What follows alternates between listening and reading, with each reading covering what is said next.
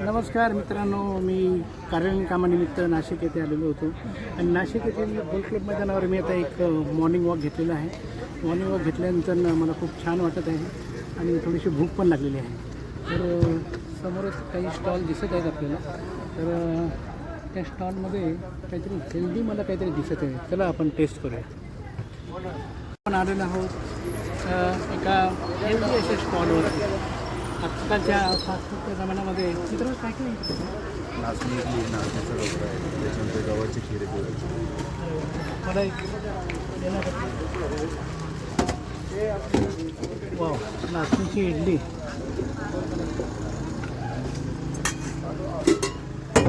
आणि मित्रांनो, मी एक तुम्हाला सांगू इच्छितो, हे इकडे बघा, ही आई छोट्या बाळाला नाचणीची इडली खाऊ घालत आहे.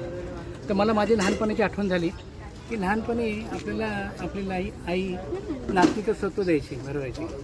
आणि ही आई जी आहे आपल्या बाळाला नाचणीची इडली खाऊ घालत आहे. तर किती हेल्दी हॅबिट्स मुलांना आत्तापासून जर काही आपण दिल्या तर किती चांगली गोष्ट आहे. मुलं म्हणजे हेल्दी राहतील कायमस्वरूपी.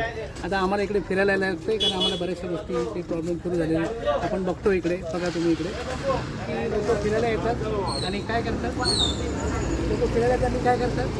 की फिरून घेतात, म्हणजे हेल्थ कमवतात आणि नंतर काय करतात, ते वडापाव, समोसा अशा गोष्टी खातात आणि हेल्थ कमवलेली असते ती घालवतात. त्या मित्रांनी छान असं नाचणीची इडली आणि नाचणीचा ढोकळा. वा, मस्त. कोणी बनवले? त्याच्या आईसाठी खरोखर धन्यवाद द्यायला पाहिजे की अशा फास्ट फूडच्या जमान्यामध्ये हेल्दी फूड खायला मिळणं खरोखर भाग्याची गोष्ट आहे. आणि ते बी गोल्फ क्लबच्या समोरच्या गेटवरती आहे.